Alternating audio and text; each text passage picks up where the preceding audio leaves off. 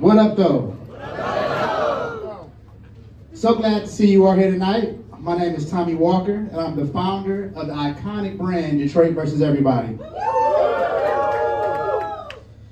I was born and raised in Detroit. I grew up surrounded by people who loved their community and wanted to make it better. I actually grew up right down the street in Rock Bunch. But when I left home, I heard how people badmouthed our city. People who had never actually stepped foot here, but ran with what they saw in national headlines. To this day, people still have something to say about this great city we call home. Like Donald Trump. Can y'all believe he trashed our city while he was in our city? While he was trying to get our people to vote for him? This man has spent nearly the last decade trying to divide us and pit us against each other. As president, he sent our jobs away, ripped away our health care, gutted programs that our communities rely on, and now he's campaigning for our votes in the biggest, blackest city in Michigan, and says what? It's always been Detroit versus everybody. Now it's Detroit versus Donald Trump. On the other hand, Kamala Harris is someone who has spent her career fighting for communities like ours. As vice president, she helped send billions in new funding to HBCUs, oversaw historic growth in black business ownership, and lowered the funding costs of healthcare and prescription drugs.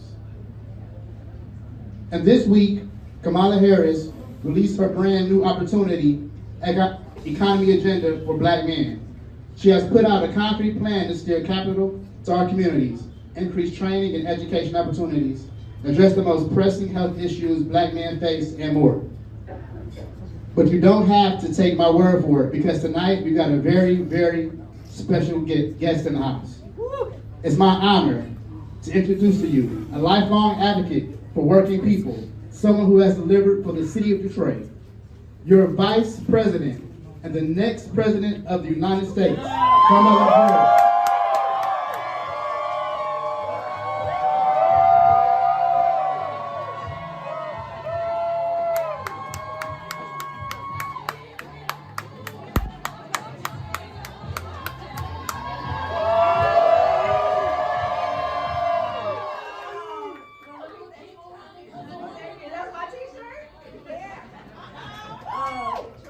Everybody. I want to thank everybody so very much. Tommy, thank you for also this incredible. I just love the saying Detroit versus everybody, because you know I was sharing with some folks when I got to Howard when I went to college. Coming from Oakland, and my immediate fast friends were from Detroit. So before I even knew anything, I knew about like Cass Tech, I knew about and I just feel a kindred spirit whenever I come to Detroit. But to have the support and the hard work of all the leaders who are here means so much, and I thank you, I thank you. Look, we have 21 days until this election. We will win. It's going to be hard work, though. It's a tight race. But here's the thing that I know about everybody who's here. We like hard work. Hard work is good work. Hard work is good work. And there is so much at stake. I just finished doing Charlamagne's show. And, you know, we talked about a lot of issues, but there is so much about this election. And by the way, early voting, everybody knows it starts in 4 days here in Michigan. And Detroit is going to help deliver Michigan. And Michigan is going to help us win. There's so much about this election and what is in front of us with this election that really is about two different paths and two different visions. And ours really is about the future.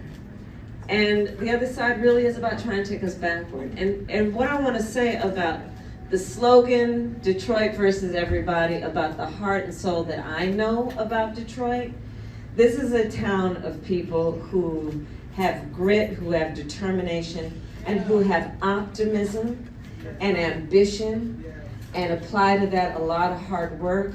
which makes Detroit a first-class city in the United States of America, now and always has. And so, I am honored to be with everybody and to work with you with what we need to do over these next days. And yes, it includes supporting our entrepreneurs. You know, I was talking with Charlamagne about it. I think you guys had a viewing thing here, right? Okay. So, you know, part of my feeling about it is that, look, we are a nation of people who have ambition, who have aspirations, who have dreams.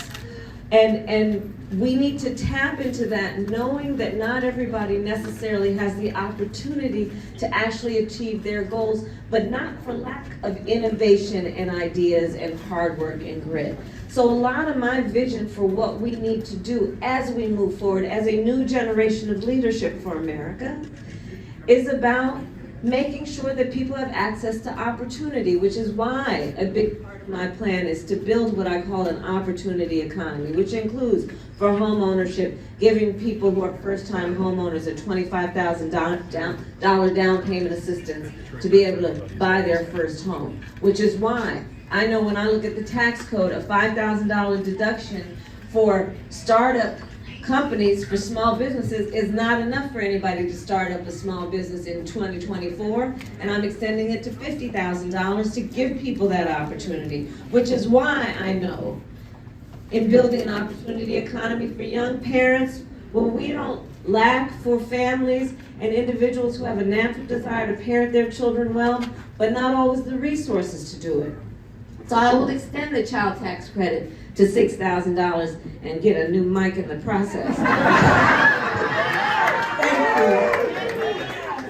To be able, $6,000 child tax credit, which for the first year of that child's life helps that young family buy a car seat, a crib, things for that child that get them on the path to where we know they will succeed. And you know, it's interesting because when we talked on the show just now, we talked about the fact that, you know, I think about the economy in a way that is about uplifting people, but it is not to the exclusion of also knowing what strengthens America's economy overall. So when I talk about extending the child tax credit, giving people down payment assistance for the first-time home buyers, helping our small businesses start up a small business and grow, when I think about these things, it is, yes, thinking about individuals who just need the opportunity, but also it's about growing America's economy overall, which is why I am clear, and the best economists in our country are clear, that my plan compared to Donald Trump's will strengthen our economy, his will weaken it. My plan will strengthen our economy, his will exacerbate inflation. His will invite a recession by the middle of next year. So where we stand in this election is about focusing on the future of our nation, but it's also about building up the strength of our nation. And so I'll end with this. This is going to be a hard race. We are going to win. And part of the way we are going to win is over these next 21 days, doing the work that you all are committed to doing, which is why you have taken the time out of your busy lives to be here this afternoon.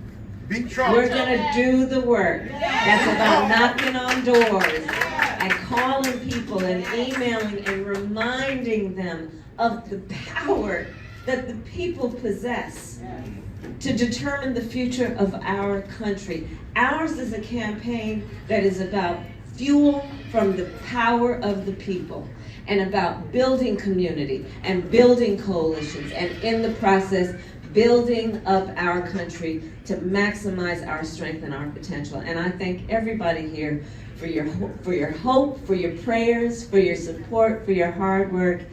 And I look forward to seeing you out in all of these beautiful neighborhoods that are Detroit and bringing home a victory. Thank you all.